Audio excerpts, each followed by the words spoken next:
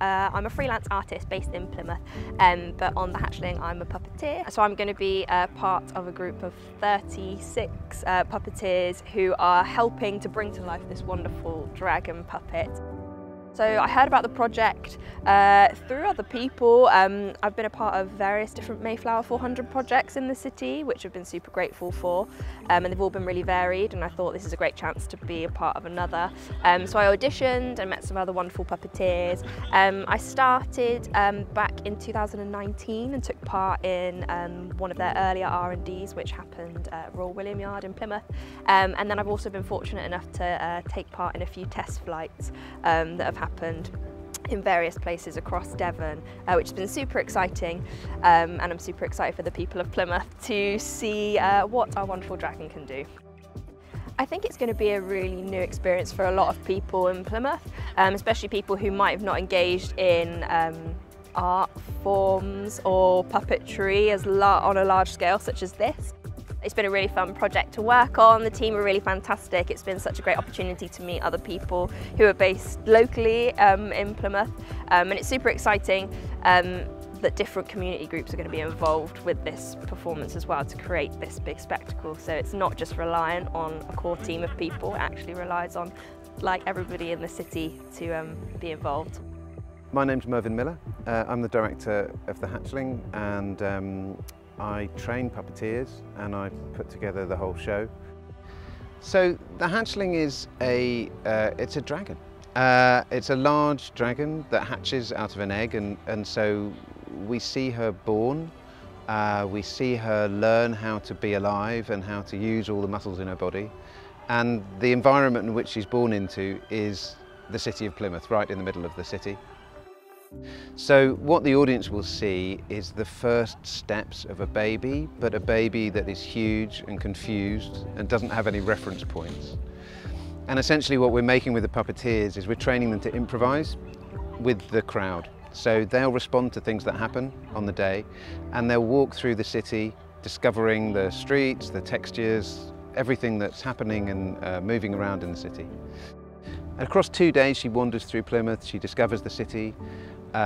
She finds a place to sleep, she encounters various people and events that happen there, and on the Sunday evening she finds her way up to Plymouth Hoe, and she then evolves into a new form and she learns how to fly.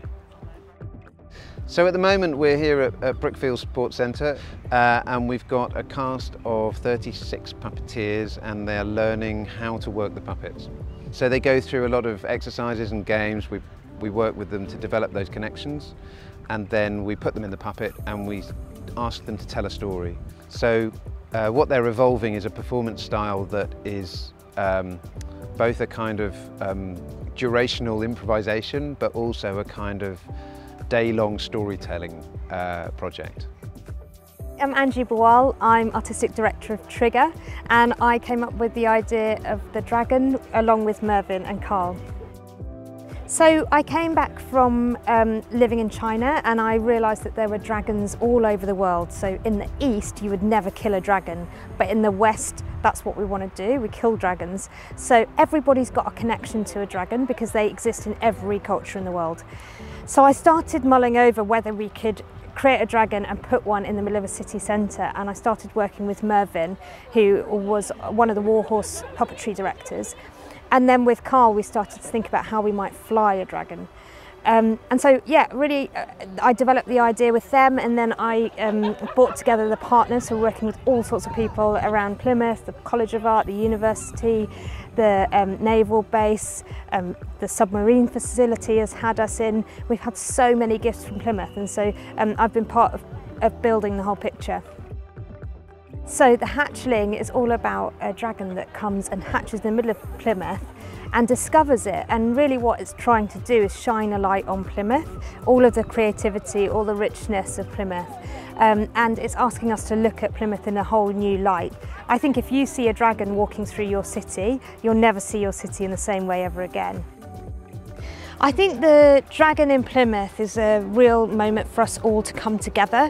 So many people have have come together to make this happen and have gifted and contributed to the dragon. And it's also about freedom of movement. When she flies off of the coast, she's inviting us to think about many journeys that have gone from many coasts and how animals can still fly, so why can't we? My name's Carl Robert Shaw, I'm a designer. The designer for this, I've had obviously help, with other designers and assistants. But yeah, I've been working across this now for 6 years, so it's quite a long gestation period to get this into reality. The design itself is fusing a lot of very lightweight technology. Worked with the Natural History Museum, for instance, and looked at the actual the sort of anatomy and the reality of what a dragon would be if it was a real creature. So we're looking at pterosaurs specifically. We've gone into the depth of what a real dragon might be, and we've brought it into something that's a moving art sculpture with a lot of looseness and the kind of technology that we've got behind quite sophisticated puppets and then puppeteering that goes with that as well. So, and add to that, it's going to fly. So we've got, very sophisticated kite flying techniques that we're using and kite making techniques as well. So it's all carbon fibre, very lightweight structures, and it's obviously there's no mechanics involved. It's going to be exciting. It's going to, we're expecting lots of mixed reactions from the people of Plymouth. Are they going to be happy to see this big dragon? Are they going to be annoyed? Are they going to be sad? But that's the whole part of the journey of this creature that's moving through the town. And it's very reflective of some of the themes and the journeying that happened throughout Mayflower as part of history. We are interested in what it feels like to have a presence in your city that is beautiful but strange, that might be intimidating sometimes, that might also be vulnerable, but might seem like it's a problem. This dragon will stop traffic, it will delay your journey to the shop, it will get in the way as well as charm you. And so I think if people are interested in thinking about that, it will conjure up a lot of associations and a lot of questions, and that I think is why it fits into the Mayflower project and this idea of cultural exchange, of travel, of migration, and of strangeness in a culture, and how we deal with strangeness and kind of new opportunities.